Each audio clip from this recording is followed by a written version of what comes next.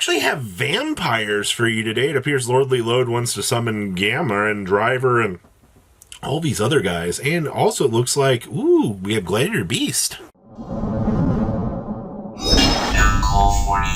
Make sure you guys smash the like crap out of that subscribe button so you guys don't miss out on more awesome content. So you wanted vampires, right? Well, evidently, the new Delta of Temptation has inspired some interesting deck building out here with a Goblin Biker package as well. I love the amount of engines that I think of this build is trying to capitalize on out here, because it looks like vampires actually have a fully functioning deck, and there's no Grasslook Screener in here, which is actually hilarious. I will say, I mean, yes, you do have this incredibly broken card out here, but, you know, that's okay. It's, if it does come up, I can only imagine, but I assume that you can probably get away with some craziness. You've also got the Duke of Demise kind of showing up out here. Of course, the Abawa Q. Oh, yeah, we're doing some real fun little things out here. But can detach through the Goblin package to control your opponent. Eldritch for the big beat sticks. Zombie Vampire to get some extra engine going. And then full Fiendsmith combo just to be able to set up the Lacrima burn. Okay. Ooh, so this list genuinely made me chuckle. So we're using our only vanilla monster in the deck is Lordly Loadable Psyframe Driver itself. Yes, that's right. If you wanted to be able to play all these little Psyframe cards out here, just to combo up with your Psyframe Driver for the 2,500 attack points that this thing has, you are able to do so.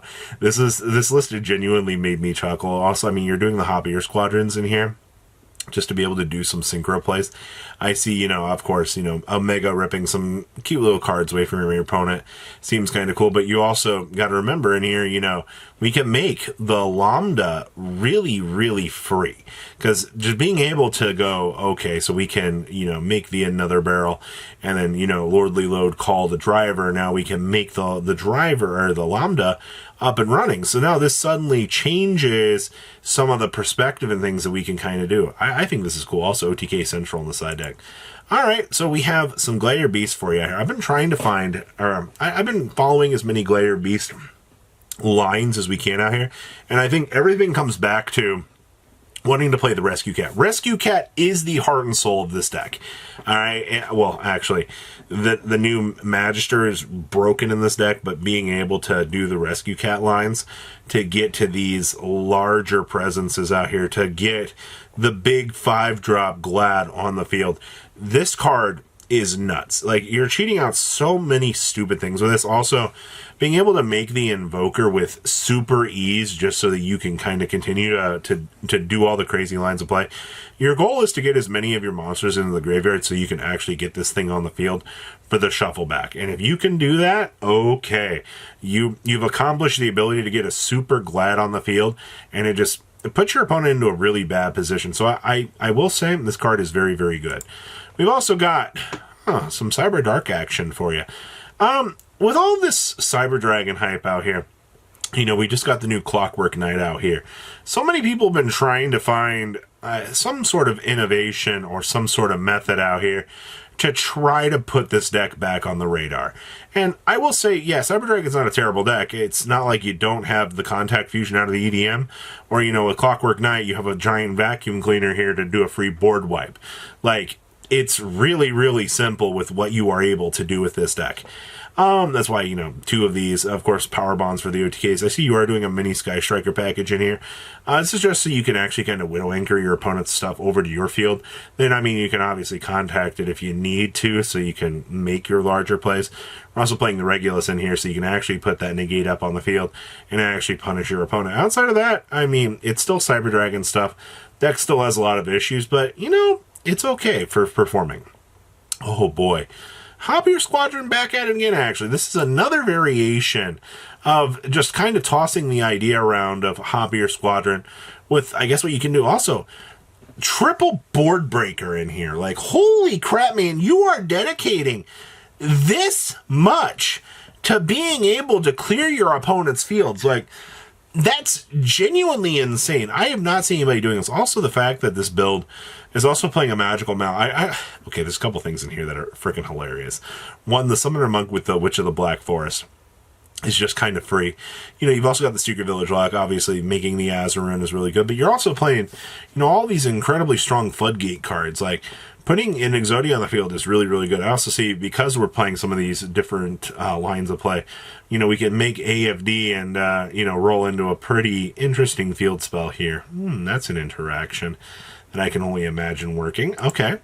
Ooh, we have some 6 Samurai action for you. We're back at the point of Chamberlain, kind of rotating back in here. Now, we followed some cute little Chamberlain ideas. I love the fact, you know, we have the Lordly Load package out here that has kind of provided us with some infinite entertainment. I mean, like, your best end board is usually what, like the Shien plus like the Nat Beast plus, you know, other Shien. Like you're typically putting, like, is it these 3 on the field? And then of course, you know, the OCG has the ability to make Baron. Yeah, it must be nice. But this deck, it's a lot of fun. You've just got to remember that it has not taken off in the TCG whatsoever. In terms of, you know, play lines and things like that, the deck is not incredibly broken. Honestly, this might be one of the fairest Primite builds out there. The Blue Eye stuff, on the other hand, can do some really, really stupid things. So, for now, I gotta tell you, if you want to have some fun, you might want to look at this, honestly. All right, speaking of cool cards out here. I've been trying to follow as much Nekros action as I can, too. This build is actually playing 60 cards, which is a little bit crazy, because, you know, we're just going to go ahead and grass down all of this stuff and try to do the thing. Of course, we're going to toss a Fiendsmith package in here, because that's just what the OCG does anymore. They take any convoluted idea and they're like, oh, hey, let's go ahead and do this. I see we're playing 2 copies of Ariel in here. What, you can reveal any number of Nekros cards in your hand, increase or reduce this card's level by the number revealed until the end of the turn. If this card is distributing a Nekros monster from your deck to your hand, except for a ritual monster. So I guess this guarantees you at least getting to advance, so you can at least normal summon this and go, which, I mean, is not too bad. I mean, you're playing Cycle with the 2 Divine Mirror and the 1 Kleido, and we're also playing the 1 Mirror, so you have pretty much all of your strong resources to get to, you know, all of the pieces, or at least try to get to the pieces, so you can actually play the game. Okay, next up here. Yes, more Lordly Load shenanigans. I gotta tell you, man, the fact that, you know, this package is as limited as it is, just toss it on into your deck. It's okay. It's okay. You can make it work. That's why we're playing Grass Looks Greener today with 33 trap cards. Yes, that's right.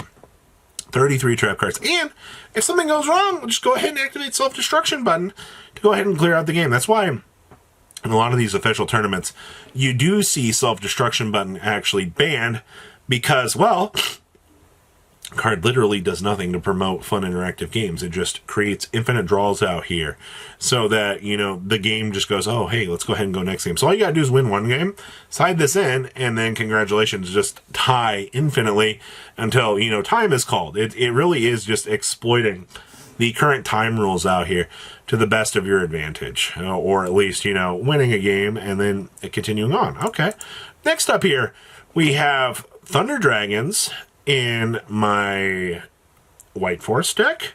Okay, so I guess if you wanted a cool... Why are you here? Okay, well, I guess we're doing some Necrofish shenanigans in here as well.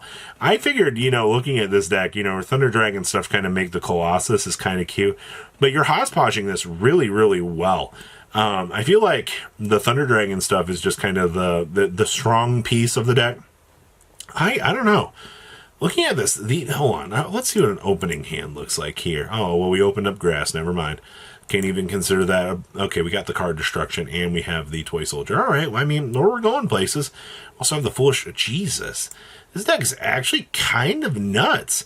I never would have considered all of these engines being able to work together like this, but I guess this is a workable pile.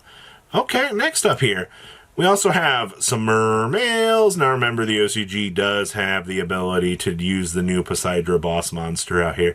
It's been typically showing up as a 2-of, which has been pretty enjoyable to see.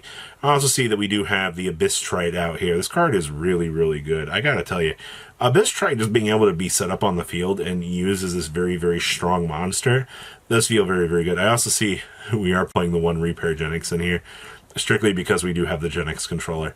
I don't imagine a world where, you know, we're going to go too much, but I guess you can make this as an arrow that points over just to get this really bad card off the field. But, okay, well, that's kind of cute. So what do you guys think about this cool list this week. Please, comment down below, tell me what you guys think, and I'll see your beautiful faces back here later today, guys. Patrons, thank you.